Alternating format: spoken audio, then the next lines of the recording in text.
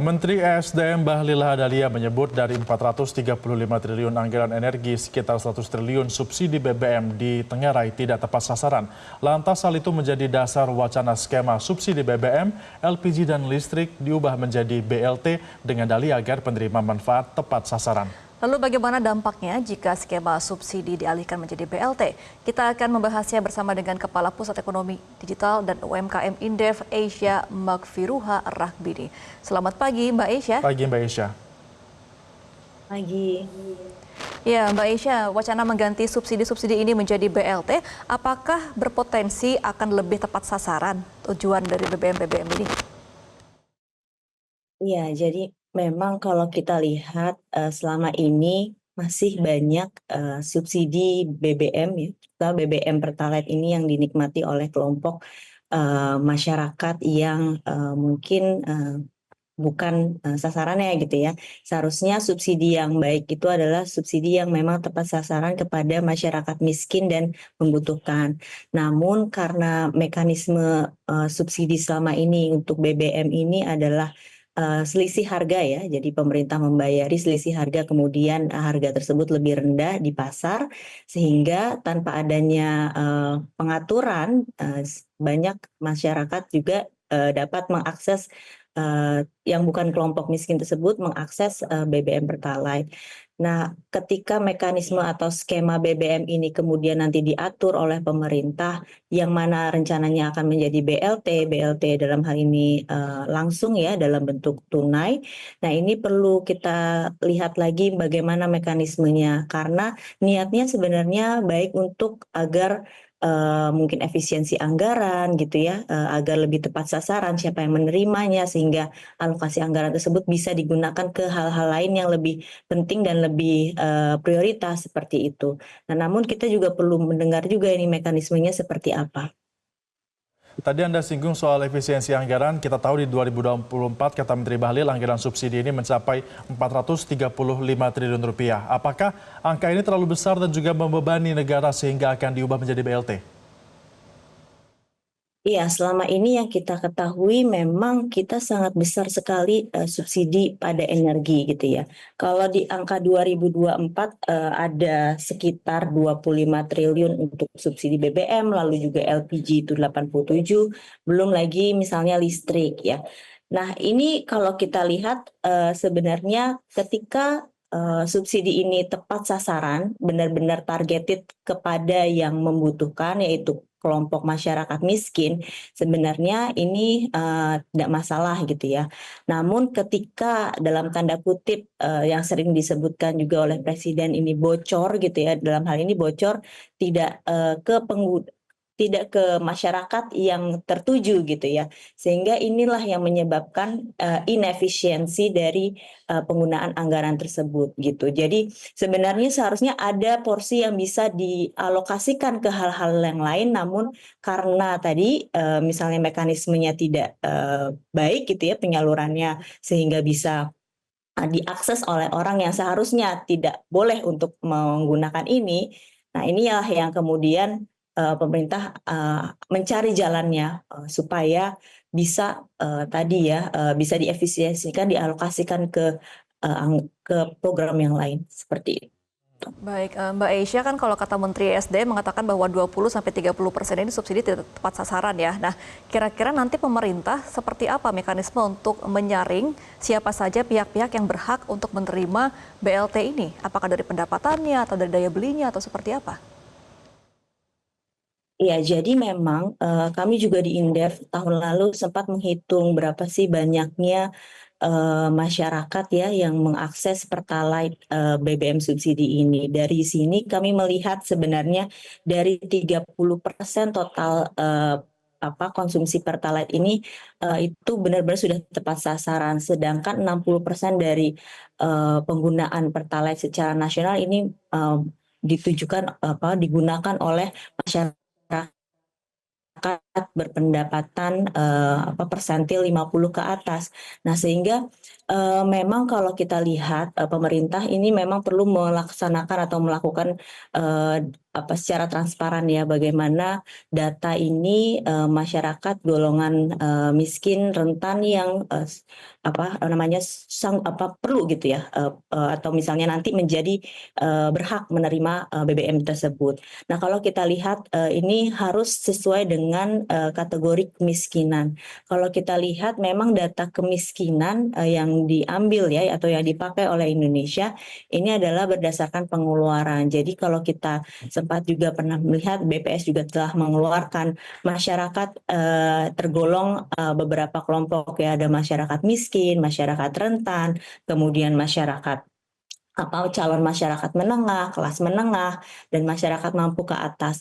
Nah, ini semua memang berdasarkan pengeluaran. Contohnya saja masyarakat yang miskin ya, itu kategorinya berarti ketika pengeluaran per bulannya misalnya di bawah 800.000 per bulan seperti itu. Jadi memang pemutakhiran data yang pasti untuk golongan yang berhak menerima ini harus dibereskan dulu oleh pemerintah sehingga nanti jelas siapa yang akan berhak menerima bantuan langsung tunai tersebut. Mbak Asia, kita tahu bahwa kelompok kelas menengah dan yang rentan miskin di Indonesia ini ada banyak, bahkan populasinya hampir 50% di Indonesia. Namun kelompok ini pun jelas tidak masuk daftar penerima BLT, namun tetap juga membutuhkan BBM. Dampak panjangnya bagi mereka ini seperti apa nantinya? Ya, betul sekali. Kalau kita lihat isu sekarang bahwa adanya penurunan kelas menengah, kelompok kelas menengah yang tadi sudah disebutkan ya. Nah, ini yang rasanya ketika BBM ini skemanya diubah jadi BLT, berarti kan kita melihat apakah nanti pemerintah akan mencabut subsidi ini gitu ya. Jadi harga BBM ini akan balik ke harga normal tanpa subsidi, lalu kemudian akan dikompensasi oleh BLT tersebut yang ditujukan kepada tadi masyarakat. Misalnya katakanlah hanya masyarakat miskin ke bawah yang menerima BLT tersebut. Berarti ada kelompok-kelompok yang tidak menerima bantuan langsung tunai tersebut. Contohnya adalah tadi misalnya masyarakat rentan miskin, masyarakat calon menengah, kelas menengah, dan masyarakat menengah. Dan kita tahu bahwa sekarang terlihat adanya penurunan kelas menengah dari kelompok dia kelas menengah menjadi kelas di bawahnya kelompok rentan. Ini ada penurunan kelompok tersebutlah yang kemudian menjadi pertanyaan bagaimana ketika nanti mereka misalnya harga BBM subsidinya naik dan mereka nanti tidak mendapatkan BLT, apakah nanti akan mempengaruhi pengeluaran mereka seperti itu. Dan kita lihat bahwa kelompok menengah ini memang mereka antara pengeluaran pendapatannya adalah 2 juta sampai 5 juta inilah yang kemudian sebenarnya selama ini mereka memiliki komponen pengeluaran seperti transportasi, dan kalau kita lihat beberapa tahun belakangan inilah transportasi juga meningkat gitu 7%. Nah, kita perlu melihat bahwa ketika ada hubungan antara kenaikan tadi biaya transportasi dan lain-lain sehingga mereka juga bisa turun kelas. Nah, ini perlu hati-hati bahwa ketika nanti BBM itu dicabut ya subsidinya balik ke normal dan ada BLT, bagaimana kelompok menengah ini gitu ya ketika mereka harus membayarkan harga normal sehingga ada porsi pendapatannya yang meningkat, porsi pengeluarannya yang meningkat kepada pembelian BBM tersebut sehingga komponen yang lainnya pasti akan berkurang. Nah, inilah yang kemudian bisa juga mempengaruhi konsumsi dalam jangka pendek ini. Seperti itu. Baik, nanti kalau misalnya memang kelas menengah ini tidak dapat BLT ya Mbak Asia, berarti kan mereka harus ada keluar uang lebih ya untuk beli BBM. Nah, daya beli masyarakat ini akan menurun nggak? Ya, jadi seperti tadi yang saya sebutkan, berarti ketika dia harus membeli BBM dengan harga yang normal, sehingga ada porsi pengeluaran dia terhadap konsumsi yang lain yang harus kemudian dialihkan kepada kenaikan harga BBM tersebut, sehingga ada pengurangan konsumsi, di mana kalau kita lihat memang secara struktur konsumsi masyarakat kelompok menengah ini memang kan terbagi dari beberapa kelompok ya, paling besar adalah konsumsi makanan ya, kemudian konsumsi terhadap pengeluaran eh, perumahan gitu dan lain-lainnya. Nah, inilah komponen yang mungkin akan berkurang gitu ya ketika dia harus mengkompensasi tadi kenaikan dari harga tersebut. Dan mungkin dia akan mengurangi yang selain basic needs seperti perumahan dan makanan, karena kan itu harus ya basic needs yang harus dia keluarkan ketika dalam sehari-hari. Jadi ada komponen lain yang mungkin dia ambil dari pembelian konsumsi barang yang lain, dan itu udah secara ekonomi akan memberikan dampak terhadap konsumsi masyarakat ketika harga BBM naik. Mbak Aisyah, ketika daya beli masyarakat menurun akibat subsidi ini menjadi BLT, artinya nanti penerimaan pajak pemerintah juga akan berkurang. Apakah demikian?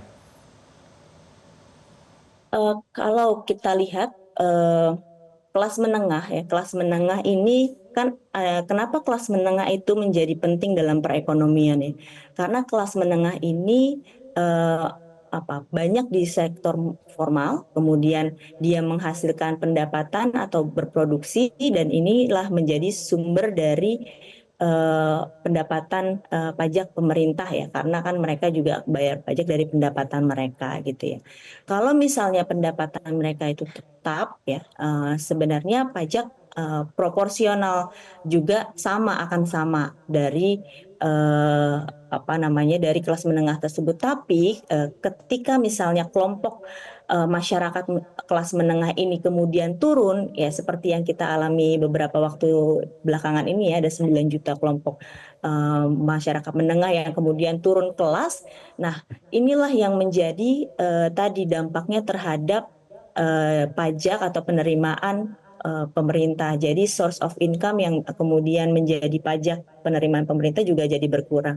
Jadi kekhawatiran bahwa ketika BBM ini naik ya, harga BBM naik balik normal, kemudian kelas menengah tidak diberikan BLT, lalu ada kekhawatiran bahwa kelompok menengah ini akan proporsinya juga akan turun gitu ya, sehingga memang mereka menjadi turun pendapatan secara total kelompok menengah ini, yang kemudian pajak juga akan bisa menurun seperti itu.